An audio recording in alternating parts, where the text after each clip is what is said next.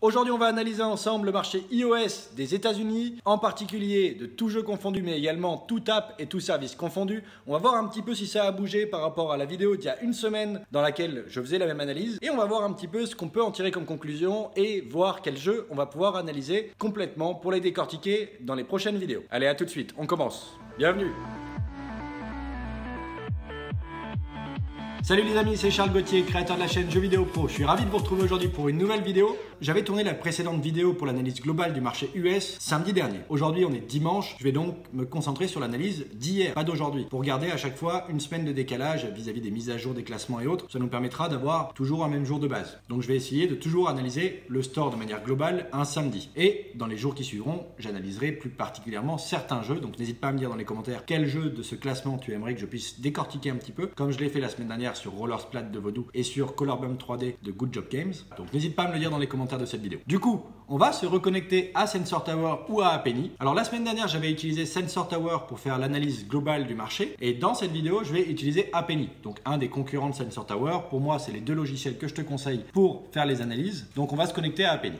On va aller dans le Market Intelligence de Apenny. Donc c'est pas dans le top chart comme sur Sensor Tower. Mais si on regarde en dessous du Market Intelligence, il y a quand même un onglet App Store Rankings avec le top chart. Donc, on va aller sur le top chart. Et là, on se retrouve avec un écran un petit peu similaire à Sensor Tower finalement. On veut analyser le marché des US, donc United States. On veut aujourd'hui analyser dans un premier temps toute catégorie et dans un second temps la catégorie Games, mais on ira voir ça juste après. Et on veut voir un petit peu tout le type d'app. Bon, par contre, au niveau de la date, aujourd'hui, on est dimanche 3 mars, mais on veut analyser le marché du samedi 2 mars. Donc on va changer la date. En catégorie gratuite, on voit que tout app confondu sur le marché iOS des États-Unis, que Roller Splat avec un point d'exclamation fait par Vodou est toujours top 1. Donc on va aller regarder également s'il est resté top 1 toute la semaine ou s'il a fluctué et que coup de chance, samedi dernier et ce samedi, il est encore top 1. On va vérifier ça. En deuxième position, on n'a pas un jeu mais on a un réseau social, donc YouTube de Google. En troisième position, on retrouve Colorbum 3D qui était top 2 la semaine dernière et qui se retrouve donc top 3 en ce samedi 2 mars. Donc qui apparemment a perdu une place par rapport à samedi dernier, mais qui a l'air d'en avoir gagné 2 par rapport à vendredi. Donc ça veut dire qu'il a plus fluctué que Roller Splat qui lui a un petit signe égal. Donc potentiellement il a déjà pas bougé par rapport à hier. On va voir s'il a bougé sur toute la semaine. Et la suite du classement, pas de surprise, on retrouve quand même majoritairement des réseaux sociaux, des services avec Google Maps, Gmail, Netflix. Et on retrouve un premier jeu qui vient de Chine apparemment, qui s'appelle Life After.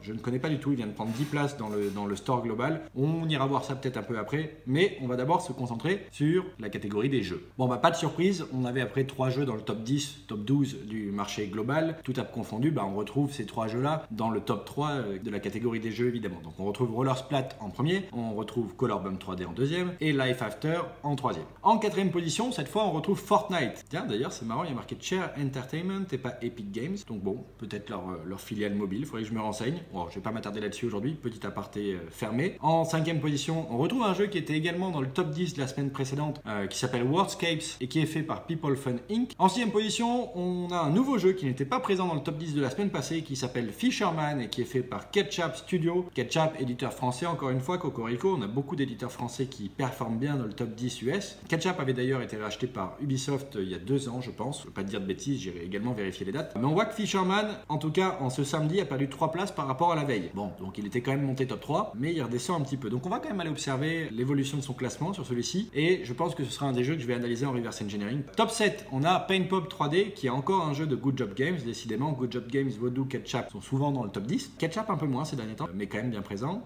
D'ailleurs, Paint Pop 3D, c'est aussi un jeu que je te propose de reverse engineer cette semaine. Il mérite qu'on y prête attention. En 8e position, on a encore une fois un jeu de Vodou, décidément, avec Helix Jump. Helix Jump est un jeu qui a été créé par le studio H8 Game dans les pays de l'Est et qui est édité par Vodou. H8 Game fait beaucoup de bons jeux. Comme je te le disais, on va certainement entendre parler d'eux encore une fois. Et tu vois, leur jeu qui est sorti il y a plusieurs mois, continue à bien performer et reste dans le top 10 US. On ira voir également quelle a été son évolution sur l'année. Est-ce qu'il est redescendu en dehors du top 100? Est-ce qu'il est remonté? Est-ce qu'il est resté dans le top 100 tout le temps? Voire même peut-être dans le top 50. On va essayer de regarder tout ça ensemble. En 9e position, on a encore un jeu qui était présent dans le top 10 la semaine dernière, qui s'appelle Matchington Mansion, qui est fait par Firecraft Studios. On va pas l'analyser celui-ci, c'est un jeu qui s'éloigne des hyper casual games classiques. En 10e position, on a le jeu Word Story de Warsaw. C'est bizarre parce que si mes souvenirs sont bons, la semaine dernière, il y avait marqué Zujaping ou Zujaping, je ne veux pas écorcher ou je ne me rappelle plus de l'orthographe. On n'avait pas les mêmes informations sur Sensor Tower que sur Apenny.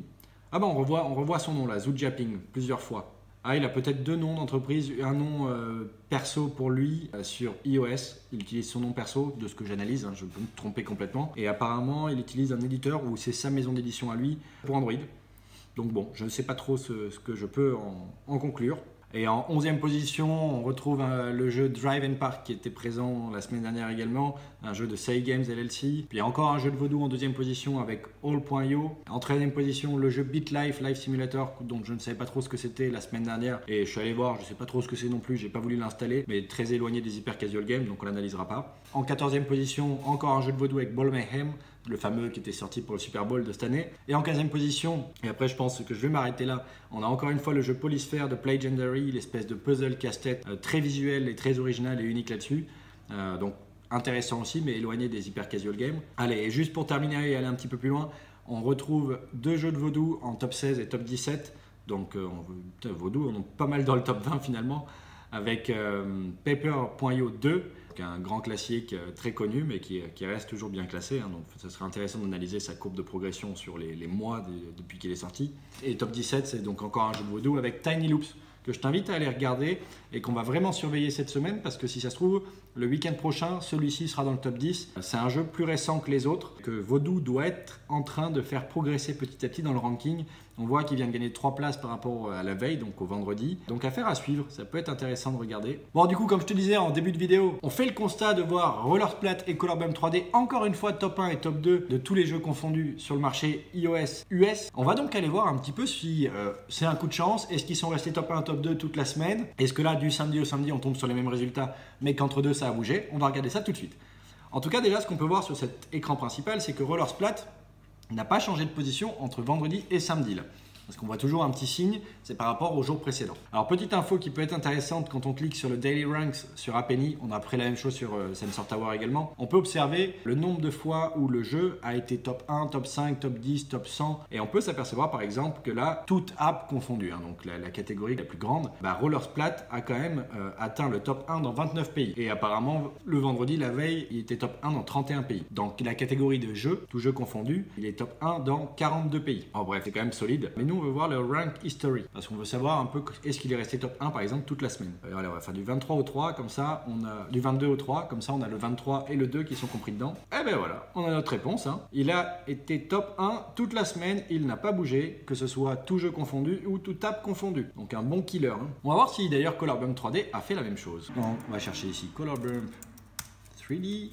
On va garder le marché iOS, hein. Cliquons pas sur le marché du Play Store, c'est pas la même analyse. Et on va retourner sur Rank History. Et là, on s'aperçoit qu'il y a quand même une chute à un endroit. Donc c'est une chute sur quoi? On a une courbe vert foncé, presque noire là, ou bleu foncé, donc qui est US Overall, donc c'est tout app confondu. Il est resté top 2 toute la semaine sur tous les jeux confondus du marché US sur iOS. Par contre, on s'aperçoit quand même qu'à partir de mercredi de cette semaine, il a perdu des places. Le mercredi, il est tombé 7e, le jeudi, il est resté 7e, le vendredi, il est repassé 5e, et le samedi, il est repassé 3e de toutes les catégories confondues. Peut-être que demain, il repassera top 2. On pourrait d'ailleurs le vérifier vu qu'on est déjà demain. Ils l'ont pas encore mis. Bon, ça arrivera peut-être que ce soir, à la fin de la journée, j'imagine. Donc on voit qu'il a un petit peu évolué, il a un peu fluctué, mais bon, rien de bien violent et il reste quand même majoritairement bien classé partout, tous les jours. Voilà un petit peu du coup ce qu'on pouvait regarder sur Rollersplat et Colorbump 3D. On va pas aller beaucoup plus loin pour cette vidéo, je voulais vraiment rester très généraliste comme pour la semaine dernière. J'essaie toujours de faire une vidéo généraliste pour analyser un petit peu les évolutions globales du top 10, top 15 sur le marché US, sur le marché iOS des jeux gratuits. Dans la semaine, je vais analyser quelques jeux là qu'on a vus ensemble. Donc je t'invite à me dire dans les commentaires quel jeu tu aimerais que je puisse analyser en dehors de ceux que j'ai déjà fait la semaine dernière. Donc je te remettrai les 2 vidéos en fin de vidéo sur Rollersplat et sur Colorbump 3D si jamais tu ne les as pas encore vus. Et je te propose d'analyser soit Fisherman de Ketchup, soit Paintpop 3D de Good Job Games, soit Drive and Park de Say Games LLC, soit peut-être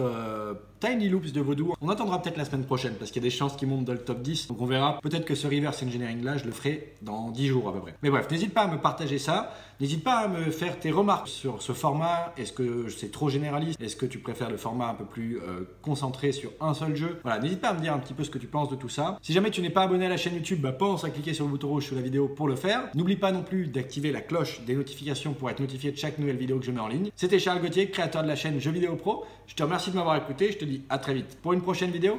Ciao!